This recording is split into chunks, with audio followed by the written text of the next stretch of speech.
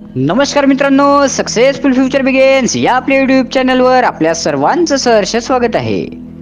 भगतसिंग, राजगुरू, सुखदेव, नेताजी सुभाषचंद्र बोस असे अनेक क्रांतिकारक आपल्या देशात घडले. या क्रांतीवीरांनी जी क्रांती घडवून आणली ते कार्य खरोखरच महान आहे.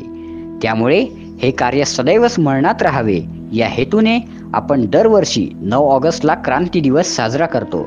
याचेच औचित्य साधून आपल्यासाठी घेऊन आलो आहेत सुंदर असे मराठी भाषण. तर चला व्हिडिओला सुरुवात करूयात. सन्माननीय व्यासपीठ, आदरणीय गुरुजन वर्ग व इथे उपस्थित असलेल्या सर्वांना माझा नमस्कार. आज क्रांती दिवस. प्रथमतः या दिवसाच्या सर्वांना हार्दिक शुभेच्छा. मित्र हो, आपल्या देशावर सुमारे 150 वर्ष ब्रिटिशांनी राज्य केले. त्यामुळेच हे साम्राज्य समूळपणे नष्ट व्हावे या हेतूने अनेक पुढारी नेते पुढे आले आणि त्यांनी ब्रिटिशांविरोधात संघर्ष छेडला. यासाठी क्रांतीवीरांनी वाटेल ती कष्ट उपसली. ऊन वारा पाऊस अगदी कशाचीही चिंता न करता अखेरच्या श्वासापर्यंत ते ब्रिटिशांशी झुंजत राहिले. कित्येक जण फासावर चढले, अनेकांनी बलिदान अर्पण केले व कित्येकांनी रक्त सांडले आणि यातूनच जो स्वर्ण इतिहास रचला गेला तो म्हणजेच भारतीय स्वतंत्र क्रांतीचा. आता आपण बघूयात भारतात नेमका क्रांतिकार दिवस केव्हापासून साजरा केला जातो. मित्र हो, ब्रिटिश आपल्या देशातनं हलायला तयार नव्हते. त्यामुळे यासाठी एक मोठी चळवळ उभारणे अत्यंत आवश्यक होते. ब्रिटिश भारताला म्हणाले, भारत आमच्या दुसऱ्या महायुद्धामध्ये आम्हाला जर पाठिंबा देईल तर आम्ही भारताला स्वातंत्र्य देऊ.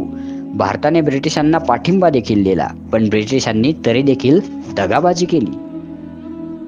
आता क्रांतीवीरांना कळून चुकले की ब्रिटिश आपल्याला स्वतंत्र काही देणार नाहीत.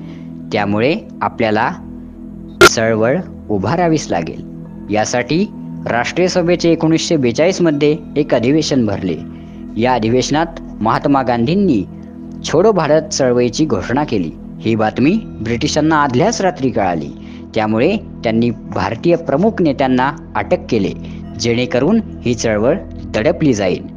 पण आता मात्र ही चळवळ दडपणार नव्हतीच, कारण महात्मा गांधींनी जनतेला यामध्ये करेंगे या मरेंगे असा मूळ मंत्र दिला होता आणि ते म्हणाले, जर आपल्याला ब्रिटिशांपासून मुक्त व्हायचे असेल तर यासाठी भारतातील प्रत्येक नागरिकांना नेता बनावंच लागेल. हे गांधींचे वाक्य जनतेला प्रेरणा देऊन गेले आणि जनता देखील आता या स्वतंत्र लढ्यामध्ये सहभागी झाली. भारतीय नेत्यांना अटकपणे पाहून जनतेमध्ये तीव्र असंतोष निर्माण झाला व त्यांनी ठिकठिकाणी आंदोलने केली, सत्याग्रह केली, ब्रिटिशांच्या अधिकाऱ्यांची हकालपट्टी केली व तिथे आपली लोकाभिमुख सरकारे स्थापन केली. यालाच आपण प्रतिसरकार असे म्हणतो. यामध्ये महाराष्ट्रातील क्रांतिसिंह नाना पाटील यांनी स्थापन केलेले प्रतिसरकार खूप गाजले आणि त्याची खूप चर्चा झाली.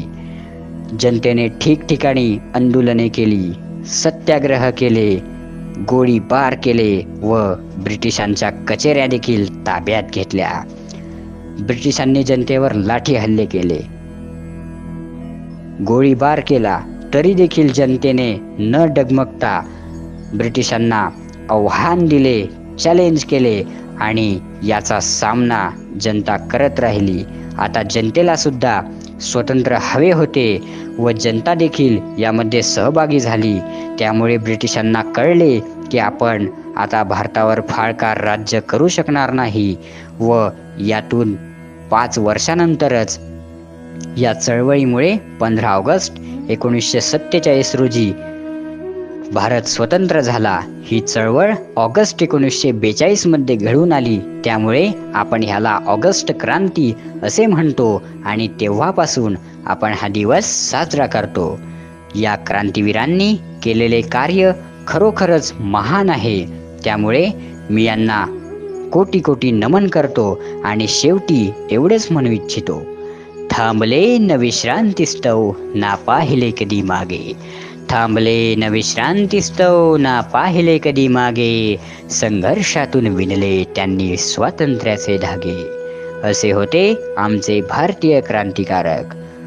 धन्यवाद. भेटूयात पुढच्या व्हिडिओमध्ये.